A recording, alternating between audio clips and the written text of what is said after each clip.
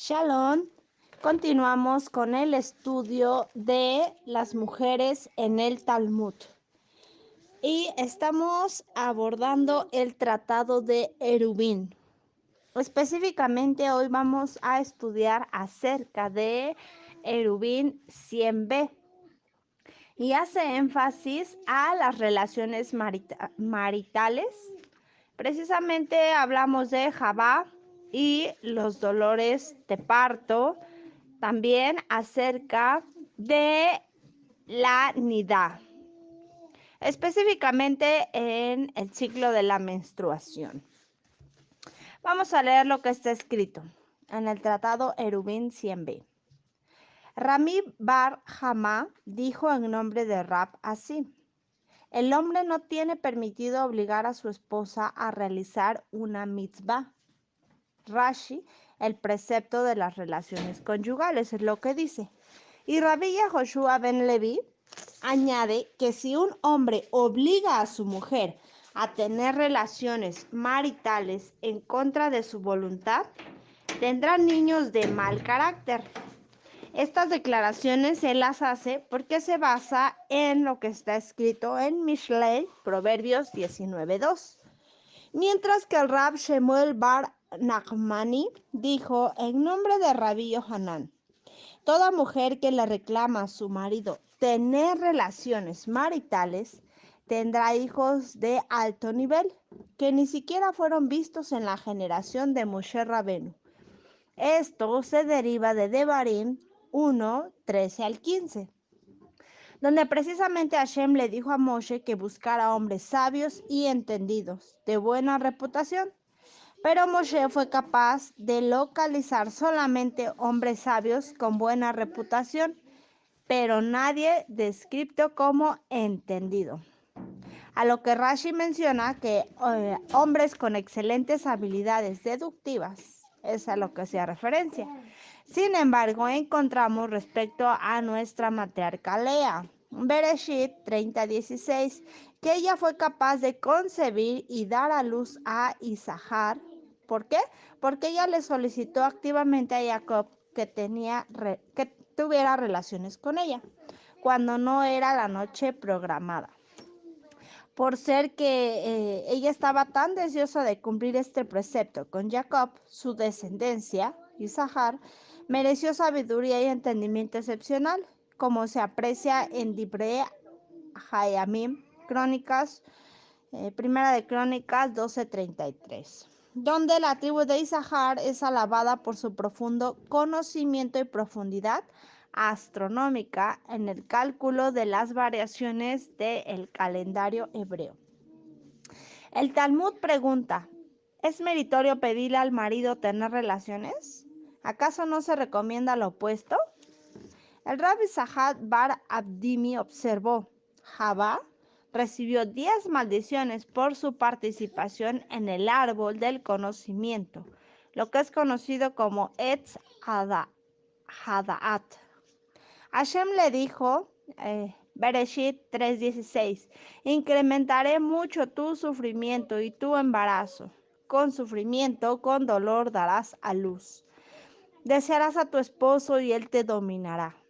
¿A qué hace referencia? Precisamente a las relaciones maritales. El Rab Isaac deriva 7 maldiciones de este versículo de Bereshit 3:16. Número 1. Está hablando de la menstruación. Número 2. El sangrado del himen. 3. Sufrimiento de la crianza de los hijos. 4. El embarazo. 5. El parto. 6. El anhelo por el marido. Rashid dice el deseo de relaciones maritales, justo antes de que él se va de viaje. Número 7. No poder expresar esos deseos verbalmente, a diferencia del hombre que sí puede hacerlo, pues dice, él te dominará. El Rabbi Isaac concluye: y este rasgo de no verbalizar tales deseos se considera especialmente algo virtuoso para una mujer.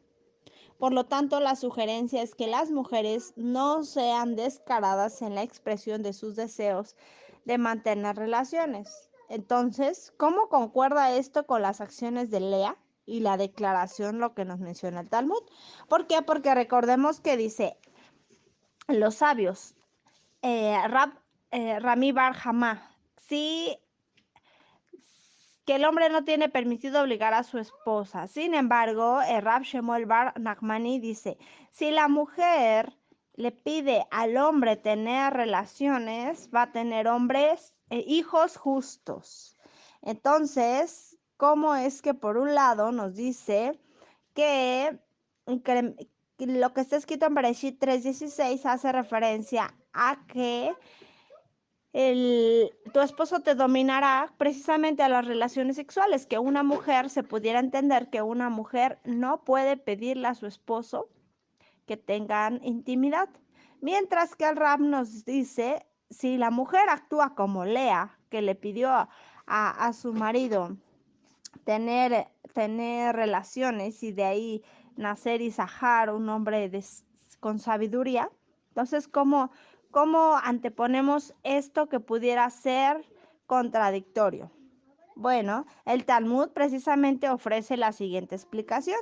Es meritorio que una mujer inicie la relación marital, pero debe hacerlo a través de insinuación, de algo indirecto, sin decirlo explícitamente.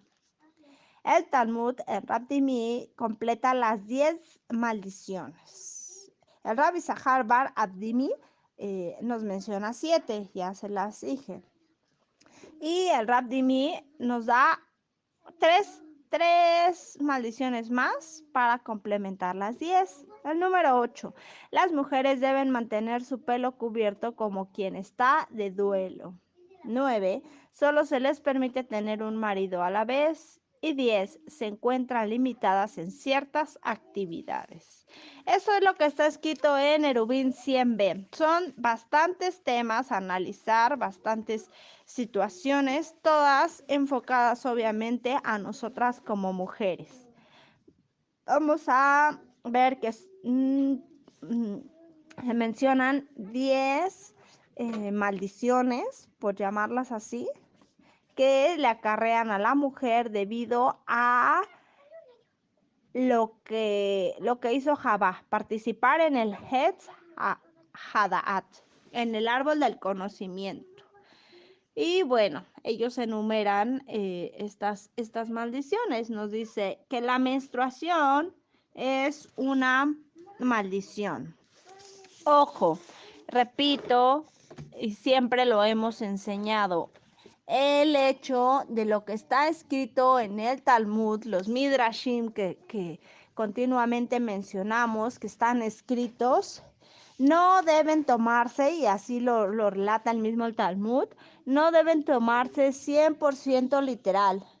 ¿Por qué? Porque la persona debe saber esto. Muchas veces lee una historia o una enseñanza como lo que ahora estamos abordando y lo toman literal, y lo que hacen es ir en contra del Talmud, tacharlo y decir, no, eso está mal, son historias de hombres que no saben. Y no, momento, todo es para una enseñanza, no debe tomarse literal. No es que aquí el Rab Isaac Bar Abdimi dijera, la mujer es tal cual, la mujer está en maldición porque tiene hijos, porque da a luz con dolor, porque se embaraza, porque menstrua, etcétera, etcétera. No, en cada uno de los puntos hay una reflexión, hay una enseñanza de la cual tenemos que aprender. Entonces, es muy importante que siempre, siempre tengan en mente eso.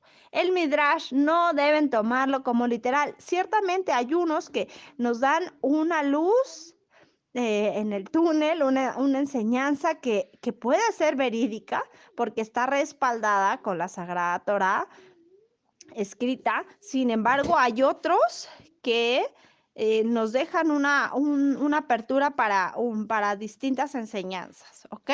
Entonces nos dice que la menstruación fue una maldición acerca de la participación de Jabá en el Etz Hadaat.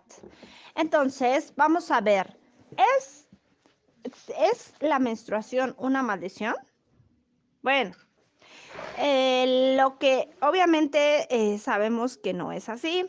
¿Ok? Detrás de un mandamiento que Hashem estableció en su sagrada Torá, más allá de buscar la explicación científica, lógica, etcétera, simplemente es un sí o es un no a lo que Hashem determinó.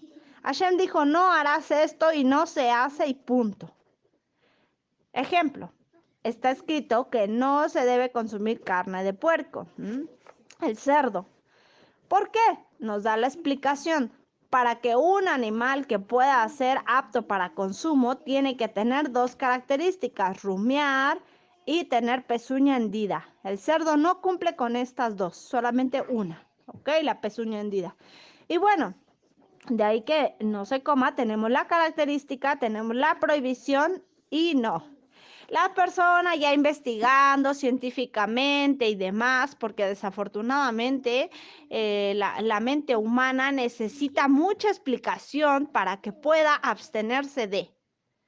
Lo vemos con los niños. Si un niño de pronto nos pide, en mi caso, mi niño chiquito, me pide un dulce, pero el dulce tiene mucho chile y mucho picante. Yo sé que no se lo va a comer, que no lo va a aguantar y quizá le va a hacer daño. Él me lo pide y yo le digo, no, ese no, elige otro. Y él se va a poner a llorar y etcétera. ¿Ok?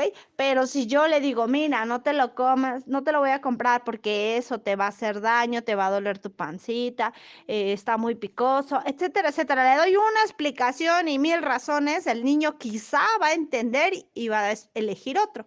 Así la mente humana. Hashem dijo, no harás esto, pero ahí va uno a querer indagar. ¿Y por qué dijo eso? Nada más porque se le ocurrió, nada más porque los sabios dijeron en el Talmud que, que, que esto fue de esta forma y ya, se da por hecho. O sea, todo fue escrito con un objetivo para bien, ¿ok? Yo siempre y seguirá siendo así, defensora del Talmud, defensora de los Midrashim.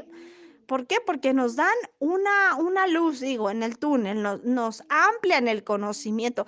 Pero si no fuera así también, todo lo que está solamente escrito en la Sagrada Torah o escrita, nos bastara, sería suficiente. Con que Hashem diga no y no. Pero bueno, más allá de que la persona investiga y etcétera, no está mal.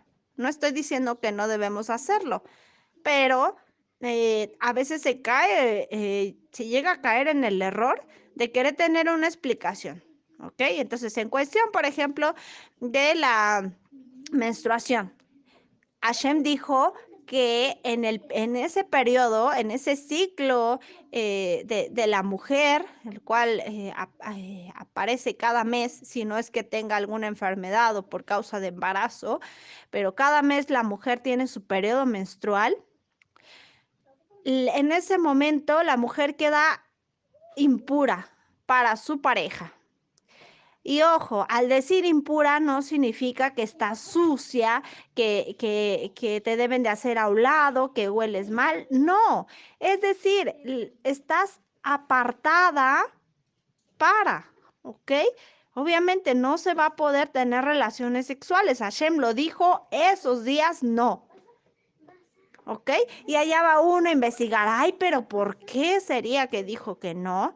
Bueno, ¿quieres una explicación científica? Lo hay. No debería de indagar y demás, porque Hashem dijo no lo hagas, ¿ok? Más allá de que te haga o no te haga daño, él dijo no. Y bueno, hablando precisamente de la primera maldición que dicen que a causa de la participación del árbol, ¿no? Del fruto. Nos dice entonces en Nerubín 100b, el Rab Isaac Bar Abdimi, que la primera maldición fue la menstruación. Vamos a ver por qué lo dijo de esa forma. Y bueno, hay muchas investigaciones acerca de esto. Por ejemplo, Pilinio, en el libro en El Viejo en su Historia Natural, en la página 64 a la 66, nos dice lo siguiente. no encontraremos difícilmente nada más prodigioso que el flujo menstrual. La proximidad de una mujer en ese estado hace agriar el mosto. Lo que Plinio el Viejo en su Historia Natural, en la página 64 a la 66, nos dice lo siguiente. Pero no encontraremos difícilmente nada más prodigioso que el flujo menstrual. La proximidad de una mujer en este estado, ¿qué hace? Agria el mosto, los cereales se convierten en estériles, los injertos mueren, las plantas de los jardines se secan, los frutos de los árboles donde ella está sentada caen, el resplandor de los espejos se enturbian, nada más por la mirada de la mujer. El filo del acero se debilita, el brillo del marfil desaparece, los enjambres de las abejas mueren, incluso el bronce y el hierro se oxidan inmediatamente y el bronce toma un olor espantoso. En fin, la rabia entra a los perros que prueban de este líquido de la menstruación. Su mordedura inocula un veneno sin remedio. Hay más. El asfalto, esa sustancia tenaz y viscosa que a una época precisa del año sobrenada un lago de Judea que se llama Asphaltites, haciendo referencia al Mar Muerto. ¿Qué pasa? No se deja dividir por nada, pero si se adhiere a todo lo que toca, excepto por un hilo infectado por el flujo menstrual. Se dice incluso que las hormigas, estos animales minúsculos, les son sensibles. Ellas echan los granos que transportan y no los vuelven a recoger. Este flujo tan curioso y tan pernicioso aparece todos los 30 días en la mujer y con más intensidad todos los 3 meses. Eso es lo que nos dice Plinio en la historia natural. Todo el poder, por decirlo así, de lo que sucede con el flujo menstrual, el contacto con alguna de estas cosas que se han enlistado. Y bien, para ello también voy a leerles lo que está escrito en el libro La Casa Judía, las leyes de la pureza familiar, con atestiguaciones de la ciencia médica. Este es por Nissim Bear. Página 20 y 21, 20, 21 y 22. Nos dice que durante los días de la regla la mujer es impura y desprende emanaciones peligrosas que dañan, ¿qué? Incluso a las flores y verduras. El profesor, el doctor David Match, de la Universidad de Johns Hopkins, en Baltimore, uno de los expertos mundiales en medicina y productos farmacéuticos, llevó a cabo centenares de experimentos sobre el flujo menstrual de la mujer. En uno de sus reportajes al respecto declara: existe una convicción conocida entre todos los pueblos antiguos, que la mujer durante los días de su regla es impura y despide emanaciones peligrosas que pueden causar males a todo lo que la tocan. Otra creencia común es que las flores que la mujer toca durante esos días se marchitan, las verduras se pudren y la masa que ella prepara no fermenta. Naturalmente, en nuestra generación la gente ya no cree en estas cosas y piensa que son supersticiones inventadas por personas atrasadas. Sin embargo, los hechos han demostrado que estas convicciones existen hoy en día y se han encontrado un lugar en la literatura moderna. Todos los sabios de nuestra época están de acuerdo en que las mujeres desprenden materias dañinas durante los días de la regla. Esto es lo que el profesor David Match nos dice. Y precisamente tiene que ver con lo que leímos en el tratado Eruvin 100b, que hace referencia al Rab Isaac Bar Abdimi. Asimismo afirma que debemos mucho al gran científico Schick, que descubrió el microbio de la escarlatina y encontró el suero para combatir dicho mal, que nos ha aclarado sobre este tópico de los daños en los días de la regla, que él descubrió gracias a un incidente que ocurrió en su laboratorio. Y nos cuenta que un día el doctor recibió un buquet, un ramo de flores frescas de uno de sus pacientes. Rogó a una de las mujeres que trabajan en el laboratorio que las pusiera en un florero con agua. Al cabo de un corto plazo, las rosas estaban marchitas y las hojas caídas. Esto llamó la atención del doctor. La mujer le dijo: desde el primer momento yo sabía que esas rosas se marchitarían, pues cada vez que toco flores durante los días de la regla ocurre lo mismo. Esto interesó al profesor, que comenzó a investigar.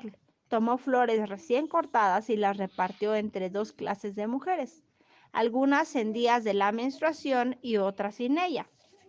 El resultado fue que solo aquellas que tocaron eh, las flores teniendo la menstruación se marchitaban.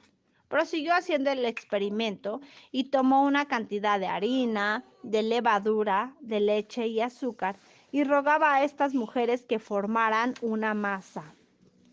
A las mujeres que estaban en su periodo, la masa fermentaba menos que las demás. El profesor cubrió sus manos con guantes de plástico mientras formaban la masa, y los resultados eran menos buenos que los de las mujeres sin regla. Al cabo de una serie de pruebas y exámenes, se descubrió una cierta secreción de hormonas en el cuerpo de la mujer que se llaman menotoxina. Esta es la causa del daño a las flores y verduras. Esta secreción rodea a la sangre. Los glóbulos rojos de sangre son desechados por el sudor a través de diversas partes del cuerpo. De ahí la explicación que Pilinio nos da que qué sucede con muchas sustancias, dice, o con animales, etcétera, que tienen contacto con el flujo menstrual. Todo va de la mano, pero si alguien nada más llega y lee lo que está escrito en la Historia Natural, páginas 64, 66, que ya les leí, va a decir: no, ¿cómo se atreven a decir eso? Nos están haciendo en menos. La mujer no produce eso es racismo. No, todo tiene una explicación, una lógica y demás. De ahí que los sabios establecieron, y obviamente lo que está escrito en la Sagrada Torá, que en esos días la mujer debe estar apartada. ¿Por qué? Porque si tiene relaciones, tiene intimidad con su pareja, con su esposo, imagínense, si el contacto del flujo menstrual agría el mosto, dice ahí, etcétera, es el contacto, ya no con el flujo, sino la misma persona, dice que segrega una toxina y que esto hacía que las flores se marchiten. ¿Qué no hará dentro del cuerpo? Entonces, imagínense la gravedad del asunto si se tiene intimidad, si se tiene relación sexual, contacto directamente del órgano sexual con con el flujo menstrual, el daño tan tremendo que pudiera ocasionar, las enfermedades tan fuertes, etcétera. Pero bueno, entonces de ahí que se dijo que fuera una maldición. Ojo, no lo malinterpretamos como que está diciendo que la mujer que menstrua está maldita. No, para nada. Sino que debemos estudiar un poco más para poder entender muchas de las situaciones, muchas de las palabras, mucho del contexto del que se habla. Entonces, en esta ocasión, precisamente quise hacer énfasis en eso, en la menstruación, ya que son 10 maldiciones, y sería un tema muy interesante y a la vez largo también, pero bueno, quiera Hashem permitirnos poder analizar en otra situación cada una de estas maldiciones bajo la lupa de Midrashim y de lo que la ciencia también menciona. Por ahora quiero dejarlas con esa reflexión. El Eterno es bueno. Él nos ama como un buen hijo como un buen padre ama a su hijo y desea lo mejor. Yo no conozco a ninguna mujer, si es que la hubiera, que sea tan mala de poder decirle a su hijo, aconsejarle algo que sabe que le va a hacer daño. Y sin más explicación, el Eterno nos dice, no harás. ¿Por qué? Porque detrás de él hay toda una historia y él simplemente como buen padre espera que el hijo le obedezca, que la hija le obedezca y que hagamos lo que él estableció en la Sagrada Torá. Hashem es bueno, amén, y él nos ayuda y nos guía y no nos dejó nada más al aire. Si deseamos investigar un poco más, lo podemos hacer. Baruch Hashem, en este tiempo tenemos tecnología, tenemos libros, tenemos muchos medios para investigar, para profundizar lo que los sabios también han escrito. Y bueno, tenemos que hacerlo. Tenemos que ser sabias, tenemos que aprender a obedecer para que la bendición pueda llegar a nuestra vida, a nuestro hogar, a nuestra familia, a nuestra pareja y a todo lo que tocamos, a todo lo que tenemos. Hashem es bueno. Entonces las dejo y seguimos estudiando. Shalom.